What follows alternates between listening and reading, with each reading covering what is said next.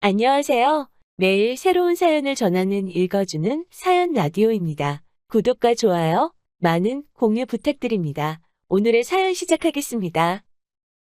안녕하세요. 다시 혼자가 되어버린 30대 여성입니다. 그리고 오늘은 어디 가서 말하자니 제 얼굴에 침 뱉기 같아 하지 못했던 제 이야기를 해보려고요. 사실 친정어머니가 살아계셨다면 어머니를 잡고 하소연이라도 했을 텐데. 아니 어쩌면 애시당초 이런 결혼은 하지 않았을지도 모르죠. 물론 제가 그렇다고 친정아버지를 탓하는 것은 아닙니다. 모든 건 결국 제 선택이었으니 감히 누굴 탓하겠어요. 다만 친정어머니가 계셨다면 길이 아닌 곳으로 가는 저를 한 번쯤 잡아주시지 않으셨을까 하는 아쉬움이 있는 게 사실이에요. 남편하고는 대학교 때부터 알고 지내던 사이였습니다. 가까운 사이는 아니었지만 같이 있으면 시덥잖은 농담은 주고받을 정도의 친구로서 말이죠. 하지만 대학을 졸업하고 각자 사회생활을 시작한 이후로는 한동안 서로의 소식조차 모르고 지냈어요. 사는 곳도 멀고 하는 일도 워낙 다르다 보니 만날 일이 없었거든요. 그런데 그런 저희가 다시 만나게 된 건 친구 아버지의 장례식장에서였네요. 좋은 일로 만난 것도 아니다 보니 안부를 묻는 것 외엔 별다른 대화를 나눌 수가 없었어요. 그래서 비록 헤어질 때 연락처를 교환하긴 했지만 다음을 기약한다거나 그럴 수도 없었죠. 그러니 제가 남편과 특별한 사이로 발전하게 될 거라곤 더더욱 생각지 못했는데 남편은 아니었답니다. 이후로 걸핏하면 제 생각이 나더래요. 그리고 그래서였는지 남편은 심심하면 한 번씩 연락을 해오고 만나자 하고 나름대로 적극적으로 다가오더라고요. 그리고 저도 그런 남편이 싫지가 않았지요.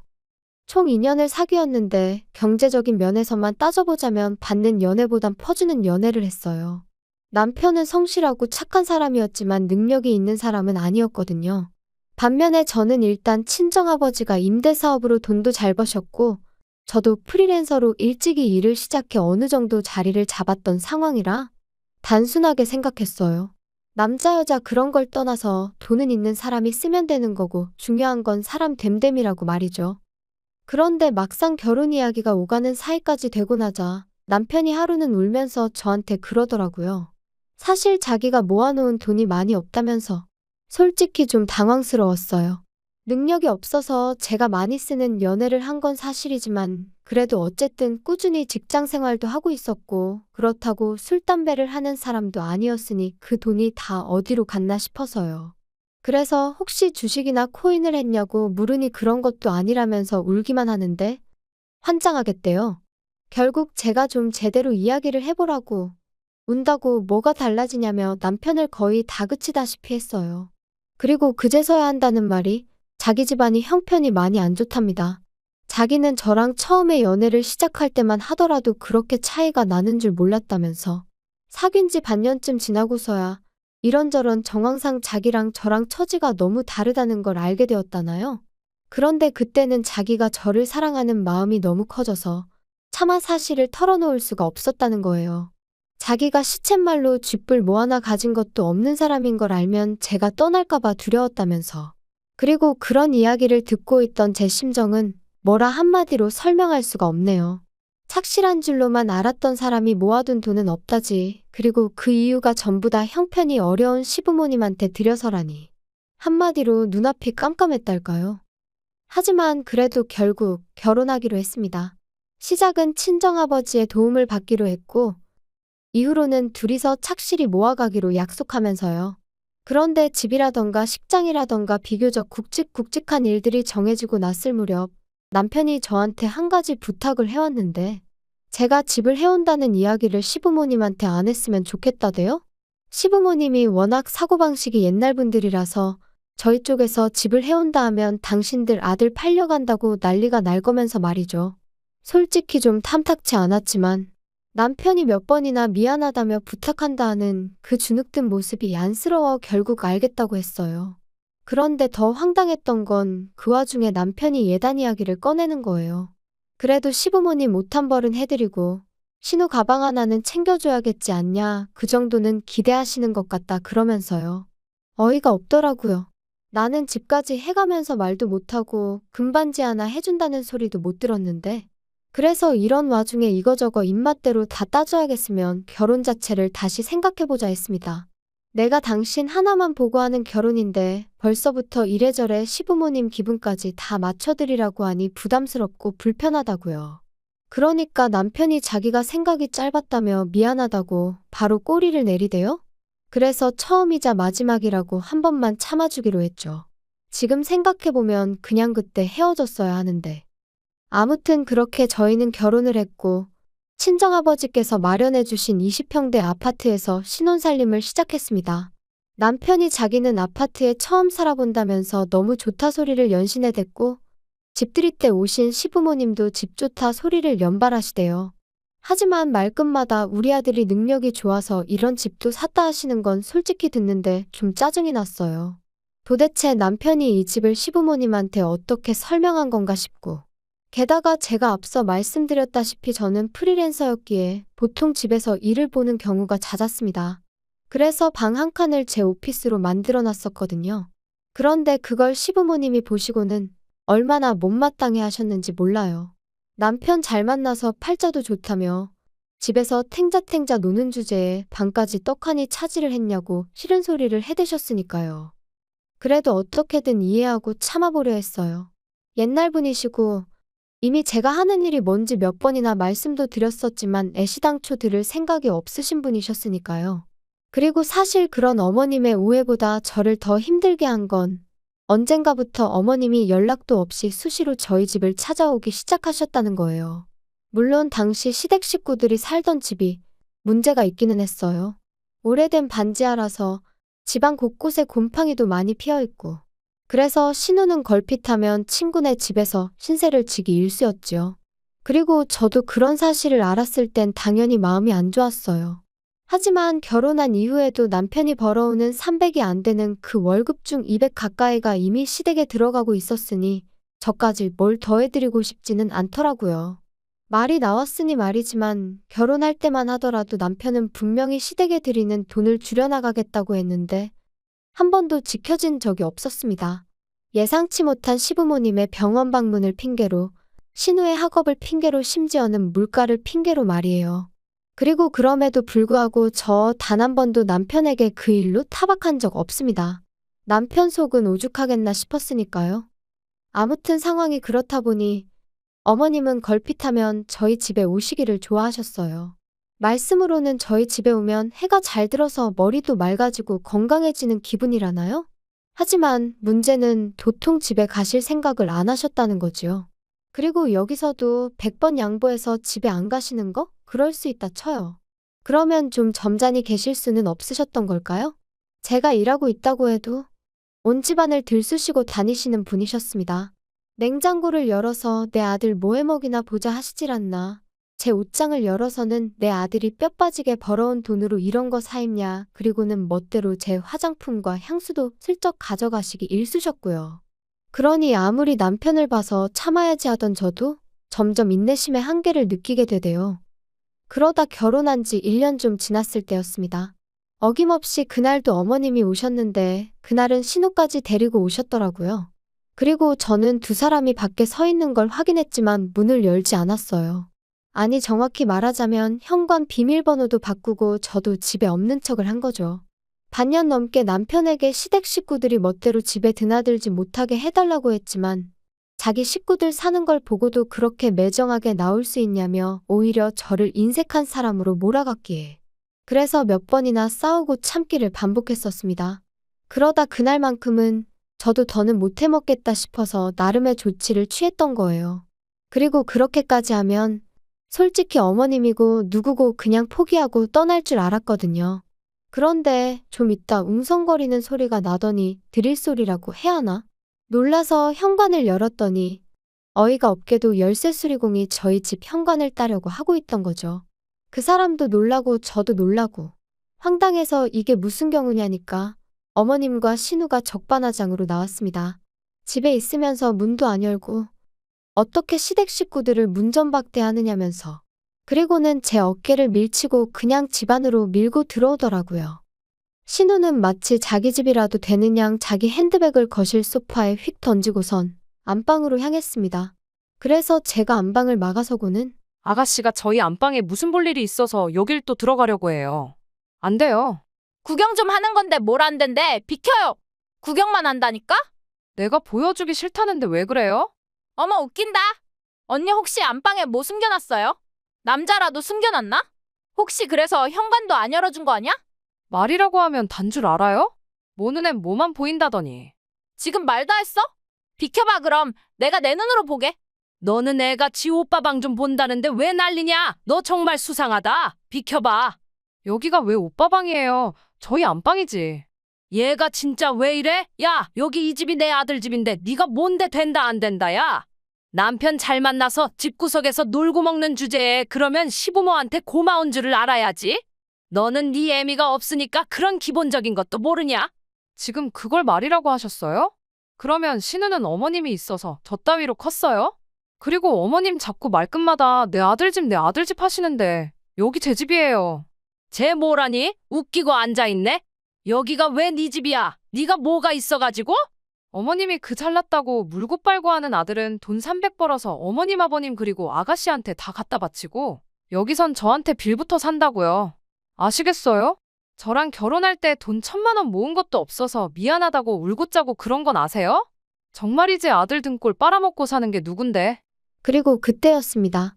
별 한 간 짝 소리와 함께 눈앞이 깜깜해지더니 이내 제 볼이 뜨거워지는 게 느껴졌어요. 네, 말 그대로 어머님한테 싸대기를 맞은 거죠. 그리고 어머님은 그걸로는 부족하셨는지 저더러 온갖 쌍욕을 퍼부으시면서 애미도 없는 걸 당신 성에도 안 차는 걸 눈 딱 감고 며느리로 받아줬더니 은혜를 원수로 갚는다며 악을 써대시더군요. 그리고 그땐 저라고 눈에 뵈는 게 있었겠어요?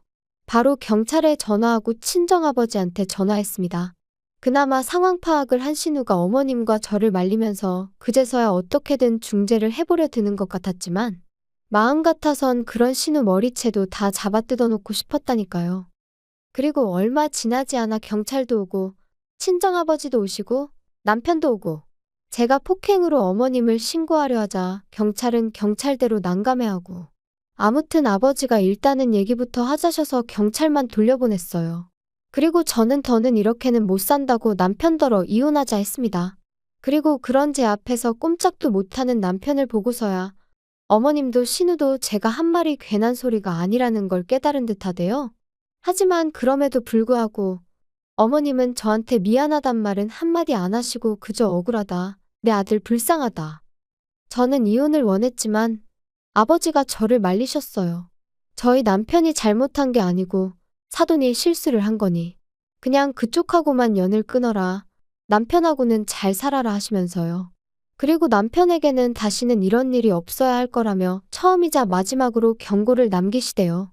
사실 그간에도 제가 시부모님이나 신우로 속상한 일이 있으면 미주알 고주알까지는 아니어도 그냥 힘들다는 정도는 아버지한테 털어놓곤 했었는데 그때마다 아버지는 그래도 남편한테 싫은 소리는 한 번도 하신 적이 없으셨습니다.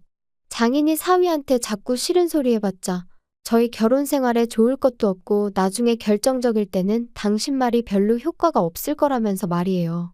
그런데 그런 아버지께서 남편더러 조심하란 말씀을 하셨다는 건 정말 벼르고 계시단 뜻이었는데 멍청한 제 남편은 그걸 그렇게 알아듣질 못했던 모양입니다. 남편은 저에게 시부모님과는 왕래하지 않아도 좋다 했고 저는 그 말을 철석같이 믿었습니다. 그래서 남편과 결혼 생활을 이어가기로 했고요. 그런데 그 일이 있고 몇 달 뒤 아버님이 돌아가셨어요.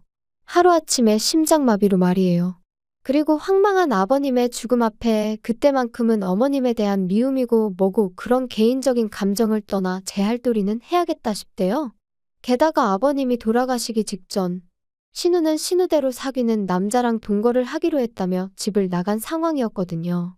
그래서 어쩔 수 없이 자의반 타의반 어머님과의 왕래가 다시 시작되었습니다. 그런데 왜 사람은 하나를 주면 그 하나에 고마워하질 못하고 두 개를 세 개를 바라는 건지. 얼마나 살가운 만남은 아니었지만 한 달에 한 번 정도 만나 밥 먹고 이따금 통화 정도는 하는 정도였어요.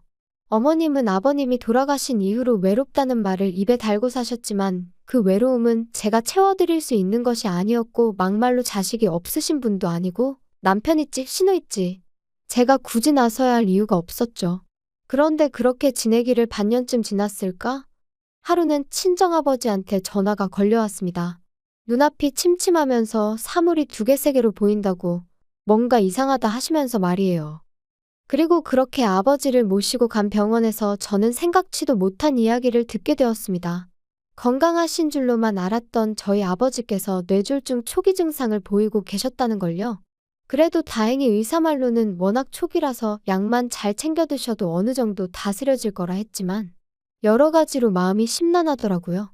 그래서 그날 이후로 일주일에 두세 번 친정을 다녀오곤 했어요. 막말로 혼자 지내시다가 쓰러지시기라도 하면 그러다 발견이라도 늦어지면 어쩌나 싶어서. 그런데 이 일로 남편이 저한테 무척이나 서운해할 줄은 생각지도 못했네요. 남편은 제가 어머님은 안중에도 없는 거냐며 섭섭하다 했습니다. 어이가 없어서 그럼 당신이 들여다보라니까. 자기는 회사에 묶인 몸인데 어떻게 그러냐면서요. 그리고는 어머님이 불쌍하다는데. 그래 불쌍하시네 했습니다. 우리 아버지야 자식이라곤 나 하나뿐이지만 어머님은 당신도 있고 신우도 있는데 둘 다 나 몰라라니 참 불쌍하셔. 얄미워서 그러고 쏘아붙였지요. 그리고는 저도 남편에게 한마디 했어요. 장인어른이 아프다는데 당신이야말로 전화 한 통 드려봤냐 얼굴을 한번 뵈러 가봤냐. 그러니까 자기가 피곤해서 그런 거지 뭐 걱정을 안 하는 게 아니라나요? 말을 하면 할수록 짜증이 나서 그러니까 당신은 어머님한테 잘하고 나는 내 아버지한테 잘하면 되는 거라고 서로 이래라 저래라 간섭하지 말자 했어요. 그랬더니 저더러 정없네. 못됐네.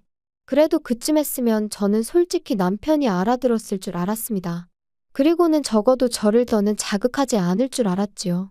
그런데 웬걸요 그날도 아버지를 뵈러 집에 다녀왔는데 현관에 큰 캐리어가 2개 세워져 있고 집안에서 음식 냄새가 진동을 하는 거예요. 그래서 이게 무슨 일인가 하고 보니 어머님이 와 계셨습니다. 그리고는 남편이 선수치듯 어머님이 너무 외로워하셔서 이러다 어머님 어떻게 되시는 거 아닌가 싶어서 자기가 억지로 모시고 왔다나요? 어이가 없어서 남편을 쳐다보고만 있었어요. 그런데 이번엔 어머님이 저더러 근데 너는 남편 밥도 안 차려주고 이 시간에 어디서 오는 거냐며 또 친정이냐? 그러시더니 이제 당신이 여기 있는 동안엔 그렇게 친정 드나들지 말랍니다. 그리고는 정말이지. 네 애비도 어지간하다. 겉딸을 시집을 보냈으면 남편한테 잘해라. 시부모한테 잘해라 해야지. 어째서 하루가 멀다 하고 드나들게 만든다니?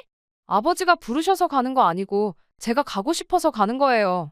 너는 내가 혼자 있어서 외롭다 할 때는 코빼기도 안 비추더니 참 대단한 효녀다 효녀야.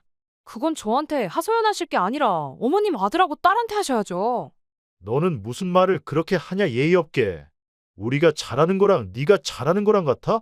내가 잘하는 것보다 당신이나 당신 여동생이 잘하는 게 중요하지 안 그래? 그리고 내가 그럴 마음이 없는데 뭘 자꾸 잘해라 말아요? 진짜 그만 좀 해라. 그거 뺨 한 대 맞은 걸로 언제까지 우리 엄마 죄인 취급할래? 적당히 좀 해. 처음엔 엄마가 너무했다 싶었는데 이젠 우리 엄마가 불쌍할 지경이다. 그러지 말고 엄마한테 사과드려. 그래, 사과드리라는 거지? 그래, 사과드려야겠다. 어머님, 어머님의 하나뿐인 아들이자 잘난 시댁의 기둥인 남편을 제가 데려오는 게 아니었는데 제가 정말 죄송한 짓을 한 것 같아요. 그래서 이제라도 돌려드리니 제발 좀 데려가세요. 그리고 저는 큰 가방 하나를 꺼내서 남편의 옷가지와 짐을 쓸어 담았습니다. 그리고는 현관 앞에 있던 어머님의 캐리어들과 같이 복도에 내놨지요. 남편이 황당하단 표정으로 쳐다보는데 그러던지 말던지 어머님이 하시던 음식 싱크대에 다 부어버리고 나가시라 했습니다. 그렇게 외로워하셨으니 아들도 데리고 가시라고. 저도 어디서 그런 힘이 나왔는지 모르겠는데 정말 있는 힘껏 두 사람을 집 밖으로 밀어냈다니까요. 그리고는 저도 저대로 짐 챙겨서 아예 친정으로 가버렸어요. 그리고 이튿날부터 남편과 어머님이 번갈아 가며 연락을 해왔는데 아주 자기들끼리 용서를 해준다고 했다가 또 자기들이 뭘 그렇게 잘못했냐고 했다가 이랬다 저랬다 말 바꿔가며 사람을 얼마나 귀찮게 하던지요. 하지만 남편에게는 변호사 통해서만 이야기하자고 통보해놓고 이후로 정말 그렇게 했어요. 그러니까 남편도 처음엔 난리를 치더니 나중엔 방법이 없다 싶었는지 순순히 이혼해주겠다대요. 아마 자기도 변호사 만나보고 방법을 찾아보려 했겠죠. 그런데 없었겠죠. 애시당초 자기가 이 가정에 기여한 바도 없고 제가 위자료 내놓으라고 안 하니 그것만으로도 어쩌면 감지덕지였을지도요. 아무튼 그래서 이제 남남이 되었고, 어머님은 그제서야 당신이 미안했다면서 우리 이제 다 내려놓고 처음부터 다시 시작해보자는 무슨 말 같지도 않은 소리를 하시던데. 제가 그런 말이 귀에 들어오기나 했겠어요? 그냥 지치고, 지겹고 힘들다고 그만 괴롭히시라 했네요. 제가 내린 결정에 후회는 없습니다. 미련하리만치 남편을 품어주고 최선을 다했으니까요. 이제 이 글을 마지막으로 제 인생에서 남편이고 시댁 식구들이고 제 기억 속에서 날려버릴 겁니다. 긴 이야기 들어주셔서 감사합니다. 오늘의 사연은 여기까지입니다. 구독과 좋아요, 알람 설정해주시면 앞으로 더 좋은 사연으로 찾아오겠습니다. 감사합니다.